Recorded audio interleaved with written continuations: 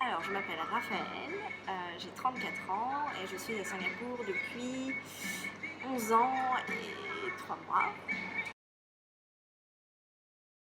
Alors, je suis responsable marketing pour Solent Tables, qui est une marque de meubles en bois et décoration. C'était au départ développer toute la marque parce qu'on a changé de marque entre temps. Je suis arrivée et 2 mois plus tard, on changeait de nom. Donc il fallait gérer tout le rebranding, etc. Sur les réseaux sociaux avec nos partenaires et mettre en place aussi toute l'image qui va derrière, pourquoi on change, pourquoi on s'appelle comme ça. Et après, c'est développer aussi les partenariats de différentes marques qu'on veut avoir ici dans le showroom. Ça va être des coussins, ça va être des tapis, des petites tasses de café. Enfin, voilà. C'est vraiment s'approprier des choses décoratives pour faire un one-stop shop. C'est-à-dire les gens viennent, ils peuvent décorer toute la maison en venant chez nous. Alors en fait, nous on est un distributeur qui distribue principalement à 90% la marque Ethnicraft, qui est une marque belge. Donc nos directeurs sont belges. Et après Solent Table, c'est uniquement à Singapour et on essaye d'ouvrir un showroom aussi à Abu Dhabi, à Dubaï, enfin, aux Émirats Arabes Unis. Pour le moment, c'est ça. Ah oui, on est à Shanghai aussi. Les meubles en chaîne sont faits au Vietnam et en Serbie, donc c'est un peu plus facile au niveau de la location Singapour. Et puis c'est aussi un marché qui est vraiment en demande de beaux meubles et d'un service aussi client hyper important en fait. Ils sont très demandeurs. Alors avant ça s'appelait Ethnicraft Online, donc qui était un mix entre nos directeurs actuels et la marque Ethnicraft en Belgique. On a été créé en 2012 et en novembre 2018 on a changé de nom. Ethnicraft est devenue une de nos marques, on est devenu distributeur. On s'est séparés et on est devenu Solent Table. Pourquoi Solent Table? Parce que c'est soul, ça veut dire qu'il y a une histoire derrière tout immeuble. C'est pas du mass market, c'est fait à la main, c'est fait avec de l'intégrité dans la production, etc. Et table, c'est parce que la table c'est le centre de la maison, c'est le témoin un peu silencieux de tous ces moments familiaux, etc. Alors ici, ça va dépendre du visa que vous avez en fait. Ici, avant, j'étais en Employment Pass. Donc c'est un visa travail que la boîte sponsorise en fait. Pour nous, étrangers qui avons un Employment Pass et qui ne sommes pas Permanent Resident, on n'a aucune couverture sociale et aucun recours par rapport à l'employeur. On n'a pas de prud'homme ou quoi que ce soit. Donc si vous faites virer du jour au lendemain, c'est votre parole contre votre employeur et il n'y a pas vraiment de recours. Après, vous pouvez être permanent resident, donc il y a tout un dossier à fournir, etc. Et si vous êtes permanent resident, vous êtes considéré comme un Singapourien, donc vous avez une contribution à la retraite et vous avez un minimum de recours si jamais il se passe quoi que ce soit. Mais à Singapour, le marché du travail est assez flexible et aussi très... Enfin, c'est pas comme en France, dans le sens où il y a beaucoup de recours en France, il y a les syndicats, etc. Ici, il n'y a pas vraiment de représentation. Et parfois, c'est vrai qu'on se sent un peu seul face à l'employeur. Alors moi en marketing, oui forcément la culture, on peut pas faire les mêmes choses en France qu'à Singapour. À Singapour c'est vraiment un melting pot. Il y a les Chinois, les Malais, les Indiens et donc même pour nous on sait direct ce qu'ils vont vouloir en fait. Les Indiens ils vont vouloir des bois un peu plus noirs, les Chinois vont vouloir vraiment du service derrière. Ils veulent vraiment justifier l'achat. L'achat, je paye 2000 $ ma table, qu'est-ce que j'ai avec? Donc moi en tant que marketing, je travaille en fonction des cultures différentes, etc. C'est sûr que voilà, il faut parler anglais. En fait, c'est beaucoup de découvertes. C'est-à-dire que je pose beaucoup de questions, je demande pourquoi elle a fait ça comme ça plutôt que comme ça, etc. Alors c'est vrai que parfois on va voir des limites dans le sens où on va prendre, nous, parfois les Européens prennent un peu plus les rênes. Dans le sens où on va appeler le client, on va dire bon bah voilà, il y a ça qui se passe, qu'est-ce qu'on fait? Alors que les locaux vont peut-être préférer l'email en disant bah on est désolé, voilà, on est un peu plus dans le conflit, je dirais, où on va vers le client, on lui dit voilà il y a un souci, etc. Alors que certains vont préférer l'email. On va pas se faire un face-à-face où on va perdre nos moyens et on va dire OK pour tout. Ils vont pas prendre beaucoup d'initiatives sur certains points. Ils ont toujours besoin de demander au management si c'est possible. Alors que nous, on prendra plus l'initiative en disant on sait que j'ai cette marge de manœuvre, on y va. C'est juste un rapport à la hiérarchie qui est important. Le contrat local, disons qu'en brut, ça se rapproche de la France. Après, derrière, moi je reçois tout, c'est-à-dire que je ne paye pas, mes impôts sont à la source et j'ai pas de sécurité sociale. Moi je reçois mon salaire brut qui est mon salaire net aussi. Et après, l'assurance à payer, les impôts, etc. C'est un peu différent dans le sens où on a des frais par mois qui sont assez gros, les assurances notamment. Et les frais de santé coûtent très cher. Donc finalement, il vaut mieux avoir une assurance ici. Et c'est sur ce point-là où on se dit la France c'est quand même. Alors au début, moi je suis venue, j'avais 23 ans.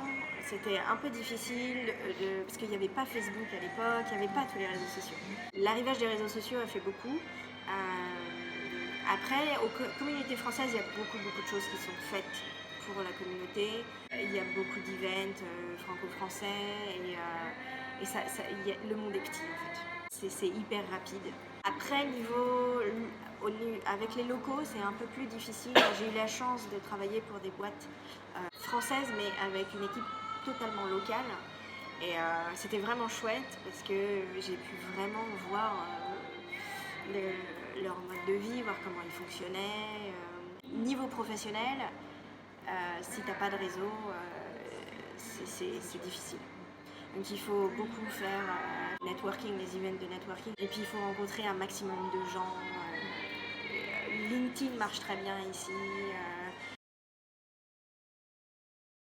J'ai pas ressenti, en tout cas, le fait que même si tous les hommes étaient plus haut hiérarchiquement que moi, je n'ai pas ressenti de gêne en fait. Ils m'ont toujours mis à la même base. Une semaine plus tard, après que je sois arrivée, ils m'ont dit allez hop, management meeting, tu viens. Et juste, il faut que tu justifies ta place, pourquoi tu es là, qu'est-ce que tu amènes. Mais dans tous mes jobs, j'ai ressenti plus une différence entre locaux et étrangers. Les étrangers demandent plus de choses, sont plus à même de bouger dans les hautes sphères qu'un Singapourien. Il y a beaucoup de cadeaux faits, en tout cas dans mon ancienne boîte, beaucoup de cadeaux faits aux étrangers plutôt qu'aux locaux qui étaient là depuis bien plus longtemps. Le niveau de vie a énormément augmenté. Je suis arrivée, le Singapour dollar était x2. Donc tu divisais par 2 pour avoir un. Maintenant, tu es plutôt à 1,5. Ça a énormément augmenté. Les loyers ici, c'est aussi cher que Paris. Et bon, après, t'as piscine, barbecue, machin, mais bon, quand même. Après, tout est cher ici, hein, les restos, l'alcool, la nourriture. Enfin, si tu choisis d'être comme un loco et de manger dans les food courts, etc., ça te coûte entre 3 et 5 dollars, c'est très bon. Il y a les deux sens, c'est-à-dire c'est Big Brother, vous avez des caméras partout. Si vous le pays pour de bon, ils vont vous dire vous avez encore vos impôts à payer, donc vous les payez à la douane, etc. Ils savent tout sur vous. Ils savent que vous avez encore 200 dollars à payer pour Singtel. Si vous ne revenez pas, il faut tout payer. En fait, il faut payer tous vos dus, toutes vos dettes avant de quitter le pays pour de bon. Ça, ils le savent, ils savent combien de temps vous êtes venu, etc. Il n'y a pas beaucoup de liberté de presse, ni d'ailleurs de liberté. Vous ne pouvez pas manifester, vous ne pouvez pas avoir de rassemblement de plus de 50 personnes sans autorisation, quoi que ce soit. Oui, c'est très, très muselé en fait. Après, ça a ses bons côtés dans le sens où ils sont hyper efficaces. Vous voulez un visa, vous payez vos impôts, vous avez un problème d'impôt, tout est centralisé. Après, nous, en tant qu'étrangers, le fait qu'il n'y ait pas de liberté de presse, etc., ça nous choque. C'est horrible pour eux parce que ça les muselle aussi dans leur façon de penser. C'est-à-dire, ils sont là, non, on ne peut pas faire ça, donc on est bien dans les lignes. Et c'est pour ça qu'ils sont très droits, en fait, les Singapouriens. Je généralise, hein. Mais ils sont sont très stricts, très droits, etc. Et ils n'osent pas aller out of the box. Et ils ont des yeux partout. Mais après, vous pouvez rentrer à n'importe quelle heure, à pied.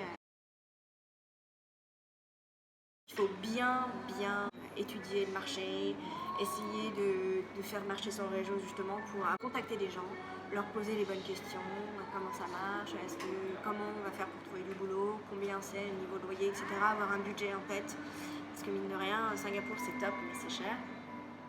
Donc juste s'assurer qu'on est bien préparé en fait, au niveau du budget, au niveau des papiers à avoir aussi, parce que si vous cherchez un job, il va y avoir des traductions, des diplômes, machin. Donc en fait avoir tous les papiers, tout ce que vous pouvez en fait avant de partir, et surtout un budget. Après c'est aussi, comme je l'ai dit, entretenir son réseau, aller à plein d'événements. Je dirais le fait que vous veniez d'une grande école, ils connaissent pas les écoles. Donc moi, quand j'ai été engagée à un de mes premiers boulots ici, elle m'a dit vas-y, présente-toi, et je me suis présentée. Donc j'ai fait une école de commerce à Lille. Je t'arrête tout de suite, l'école de commerce, je ne la connais pas. Tu as fait du commerce, qu'est-ce que tu fais en commerce? Voilà, c'est très, je m'en fous de ton école. Que ce soit la plus grande école ou une école pourrie, je ne la connais pas, je ne sais pas. Moi, je veux savoir ce que tu fais. Que tu sois diplômé, soit tout le monde est diplômé. Tu mets en avant ce que tu sais faire et pas j'ai été diplômé de l'école. Oui, ça on le voit sur ton CV. Mettre des chiffres et des actions derrière ce qu'on sait faire en fait. Justifier, voilà, est-ce que tu sais gérer la pression? Ouais, je sais gérer la pression parce que j'ai fait un projet 100 millions d'euros, je sais pas, 100 millions d'euros, j'avais une team de 50 personnes, et même si c'est des petits projets, au moins tu sais que voilà, t'as pas beaucoup de budget, mais t'as quand même réussi à gagner, je sais pas, tant de followers, etc. C'est toujours mettre des chiffres et des actions derrière ce que tu sais faire. Singapour, c'est une place financière, donc il y a beaucoup de banques ici, il y a beaucoup d'audits, etc. qui sont placés ici. Donc je dirais que le plus gros profil, c'est des profils financiers. Marketing, communication, pas trop, parce que, et encore ça dépend des talents, mais c'est difficile parce qu'on s'adresse à une population qui est locale. Donc ils préfèrent embaucher des locaux pour ce genre de choses, ils comprennent le marché. Voilà. Niveau profil en général, évidemment fluent en anglais, ça c'est obligatoire, surtout si un niveau de salaire assez élevé, il faut que le niveau d'anglais suive derrière. Et après, je pense que ce qui va vous sauver, c'est aussi des gens qui prennent de l'initiative et qui sont dynamiques. Parce que surtout si vous êtes à un niveau hiérarchique, il faut savoir prendre des décisions parce que tout le monde en bas va vous demander. Il faut aussi se mettre à leur niveau, il faut toujours les prendre au même niveau. S'ils sentent qu'il faut être au même niveau et en même temps dans les moments importants, il faut savoir dire on y va.